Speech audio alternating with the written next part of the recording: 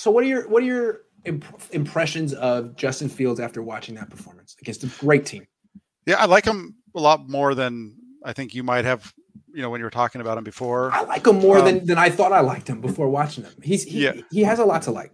Yeah, he is. I think he's, like I said, he's a more mobile Kyle Trask. That's really what he is. He's got a little bit better arm, definitely a better arm. He's got better feet.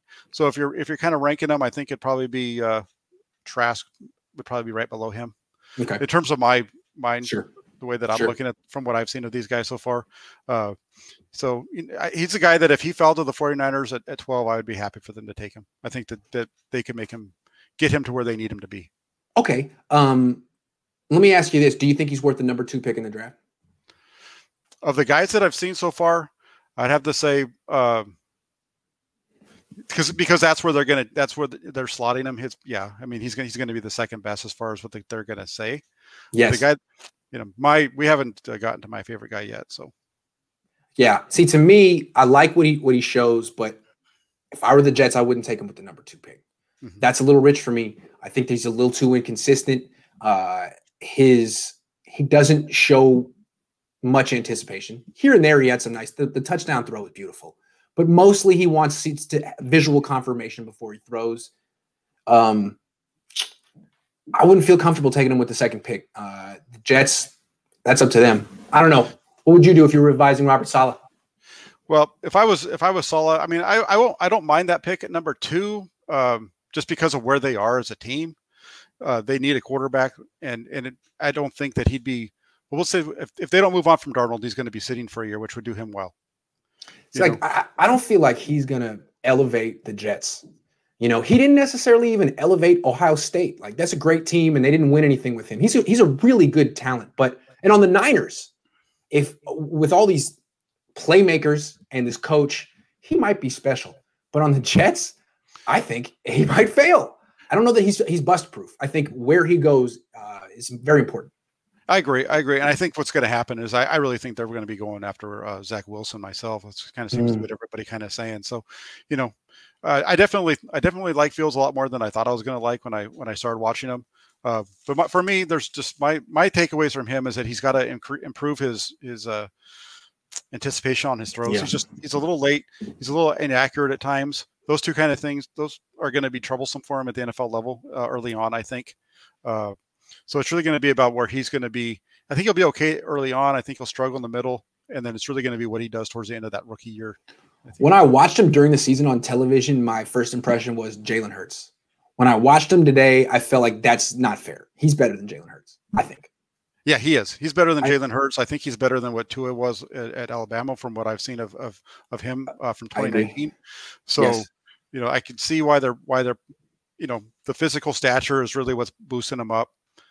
He's got good feet. That's one of his biggest positives. He's got a good arm, good feet.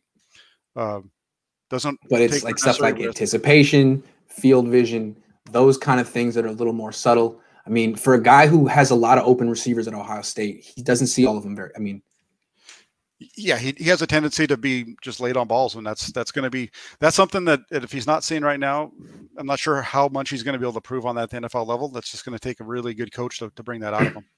And again, look at how successful Alex Smith has been in the NFL. Look at how successful Colin Kaepernick was early on. Justin Fields could replicate some of that stuff on the right team with the right supporting cast, but I don't think that he's the kind of guy you trade 3 first-round picks, trade the farm, get him, and say, well, he's going to fix everything. I don't think he's that kind of player. Not at all. No, I don't see any of these quarterbacks as being that kind of a player. And that's okay. I think that's okay. I think it's an unreal expectation. A lot of fans want to get a quarterback who's just Superman. He's a superhero, and it doesn't matter what deficiencies the team has. He's the greatest of all time. Well, we saw even Patrick Mahomes couldn't carry a banged up offensive line this year. He just can't. So Justin Fields, if he's not the greatest quarterback of all time, that's okay. Seems like there's a lot to work with there, and it'll be very interesting to see where he ends up. I mean, if he ended up on a team like Kansas City, doesn't need a quarterback, but if he ended up with a team like that or New Orleans, you'd be like, maybe it's going to work out for the kid. Yeah. But if it's the Jets, Yeah, or even if he ends up in San Francisco, I think he'd work out. I think that I think that would be a spot for him to work out. I think there's enough weapons in San Francisco where he's not going to feel that much of a difference between what he felt at Ohio State. You know that the difference is going to be though the offensive line. Yeah, the offensive line's not going to give him quite as much of help. That's the only difference, though. Yeah, and it's a big difference. It is. It's a big difference. But as you watch him play, like on that one route that came across the middle, that's a throw that's a play that we don't see the 49ers quarterbacks that they had on their roster the last 2 years make that play. No. With the pressure around them, stepping up and be able to move their feet and reset and throw like that. Yeah. So, I think that one of the things with the 49ers is they do struggle a lot, but if they can keep themselves in plus positions, with the sticks, that's when their pass protection works out a little bit better because they're able to play action. They're able to keep teams off balance. So. Right. And people are like, well, why wasn't the offensive line an issue in 2019? It wasn't well, it's the same offensive line basically, but the Niners were winning the whole season. And if you're winning, that means you're running and you're not in the situation where you're down 10, 5 minutes left, and it's drop back. That's where Mike McGlinchey gets in trouble. Yeah, and I think also you're right. And I think the other part of that too was Garoppolo wasn't hurt, so he was able to. He wasn't moving great, but he's moving better than he was in 2020. In the second half of the year when he came back. So because it's not always all on the offensive line. The quarterbacks are definitely culpable a lot of the time. That's true. Yeah, on every team. Right. Because if you remember back in 2018, we were kind of saying the same thing after 2018 about the offensive line, but they also spent almost the entire 2018 season without Garoppolo. 2019, it kind of turned around. Then this 2020, it came back. I think it's a function of not having a quarterback. Yes. Well, we'll see. It's the Mike McGlinchey debate. Is he good or is he not? Well, no, I don't think anyone thinks he's good. Is he serviceable or is he not? Well, we shall see. Like they say, he only messes up a couple times a game. So. You hear that, Mike? It's only a couple times a game. We're being too hard on you.